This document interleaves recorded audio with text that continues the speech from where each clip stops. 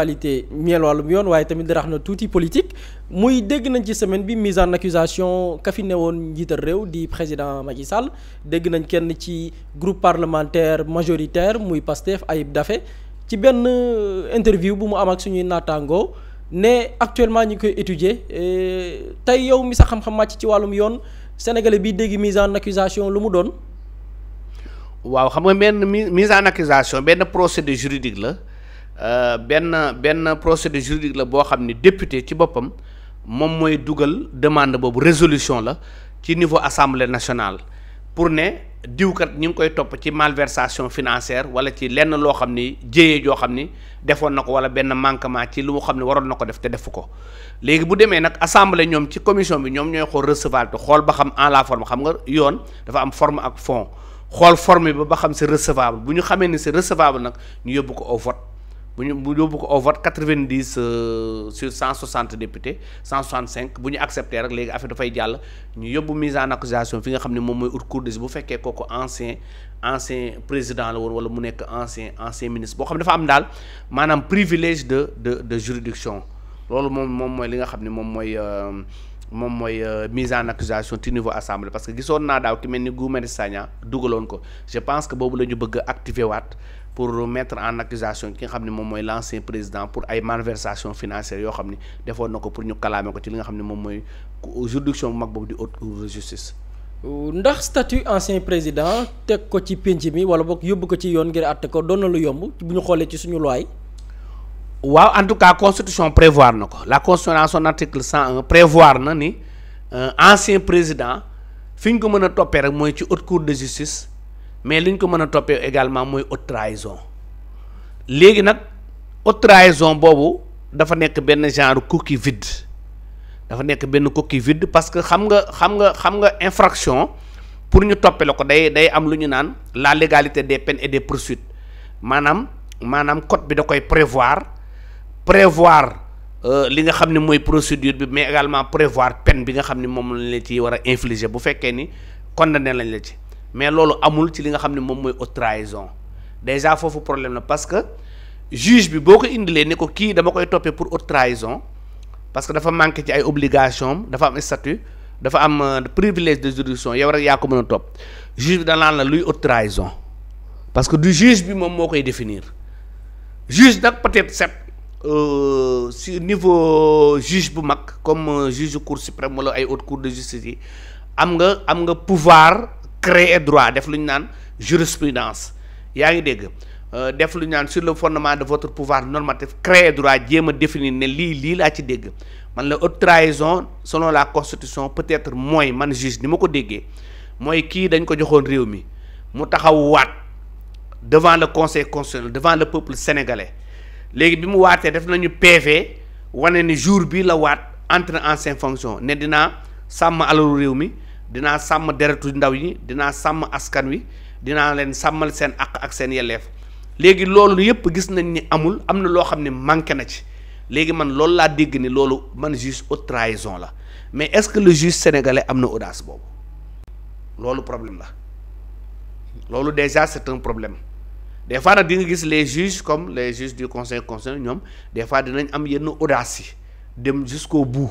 mais des fois dangay gis le juge dafay def toujours li ñu naan production mimétique yaa ngi dégg production mimétique surtout sur les du ñu créer daal benn jël risque surtout nag en matière pénale aussi parce que juge aussi dafay am loo xam ni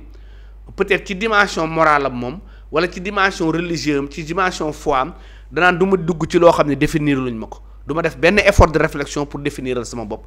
loi bi daal ni lañ ko indee man nii laa koy appliquer surtout en matière pénale parce que dañ naan la même un virgule ou un point peut changer la vie d'un homme loolu laa ragal moo tax ma mel ni lu xaw a ragal benn erreur de casting bu am ci côté boobu parce que foofu nag moom malversation financière bu ñu fay topp un ancien président foofu moom haute cour rek de justice lañ ko mën a toppee peut-être bu ñu koy topp ci leen ay crime de sang yooyu peut-être mën nañ ko topp ci beneen tribunal mais fii nii li ma fiy ragal juge bi déclaré wu incompétent ci loolu parce que du am fu mu dëgg daal amul contenu loi bi parce que ñoom li ma doon préféré au début mooy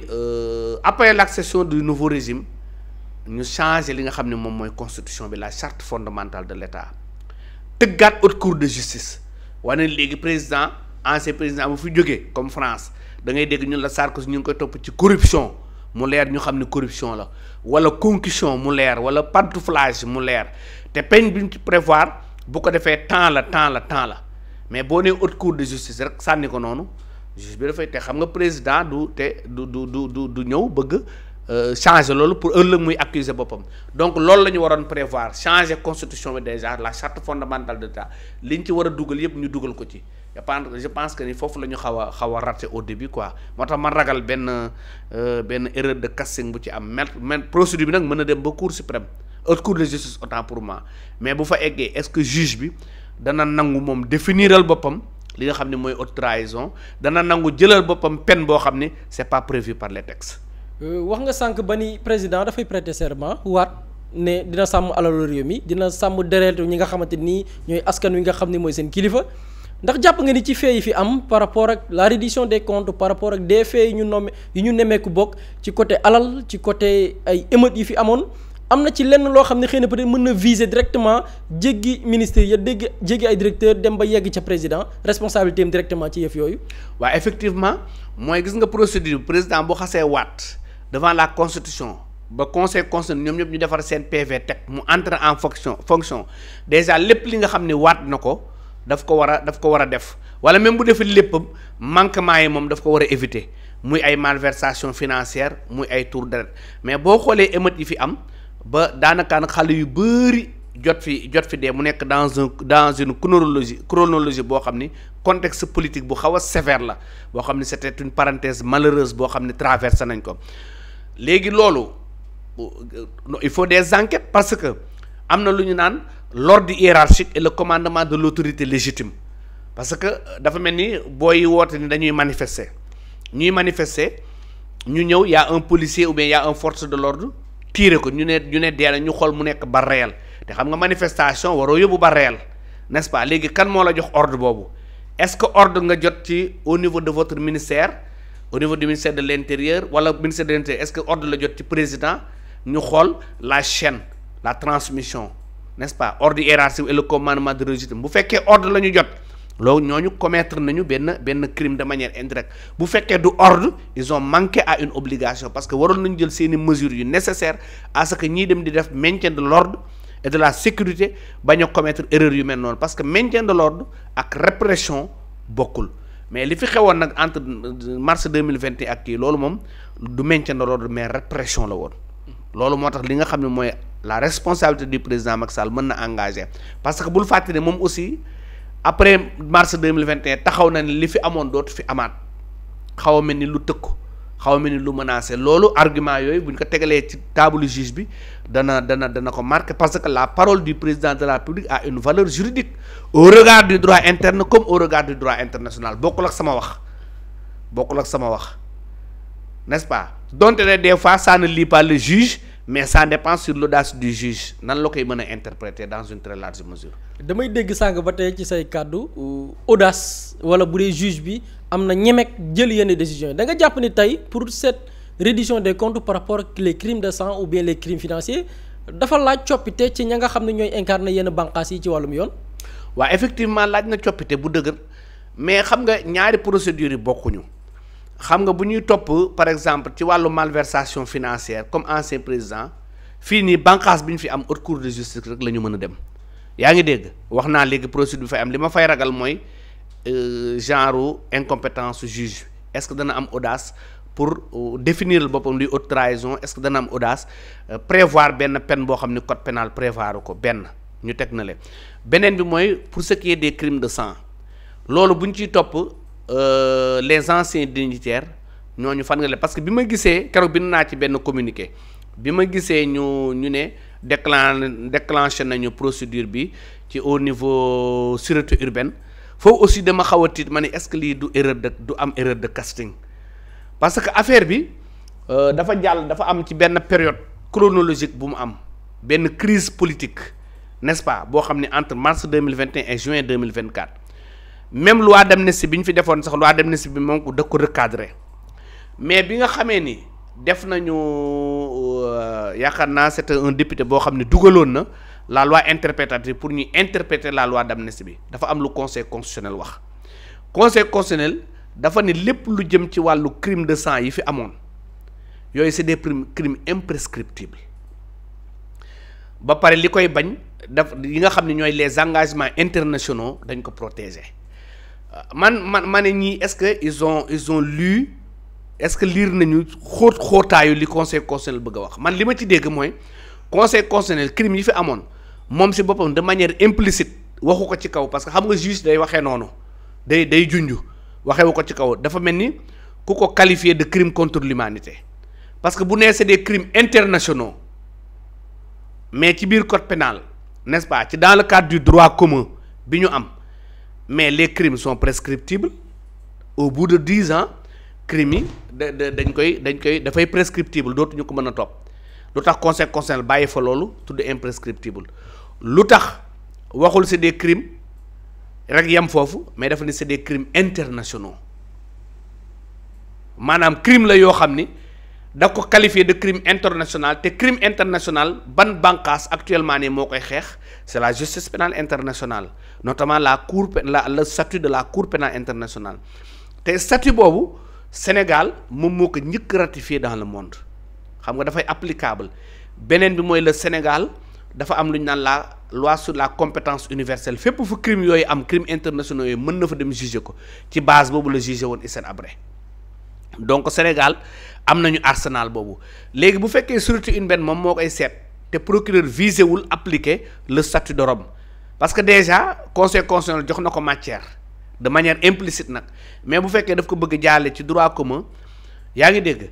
donte na nag c'est détachable y a des actes yoo xam ni c'est détachable mën loo ni yow ancien ministre nga ancien président nga yaa ngi dégg jot nga faat bakkan wala nga joxe ordre wala nga manqué say obligation ba noppi daal di invoquer ni dama am privilège de juridiction mais yooyu yëpp li ko gën a wóor mooy appliquer le statut de Rome parce que foofu boo demee ci l'article 27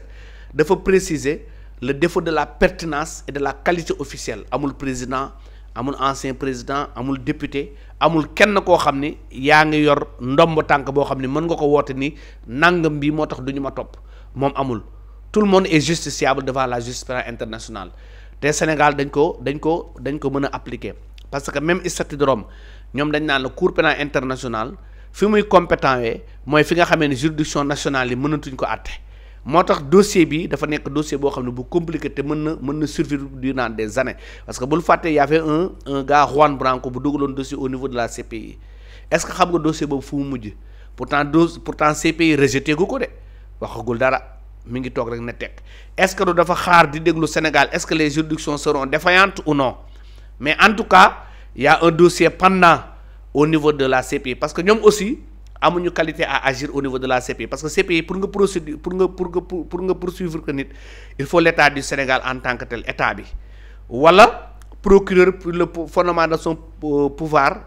d'autosaisine proprio mutu moom mu autosaisiru te autosaisiragul wala conseil de sécurité bu Nations Unies déféré ko cas bi te loolu yëpp amul mais lan moo tax CPI ku si mel ne Juan Branco xam ne amul qualité à agir dugal fa dossier mu téye ko rek pare ne tekk waxul dara loolu aussi luy teey suñu xel la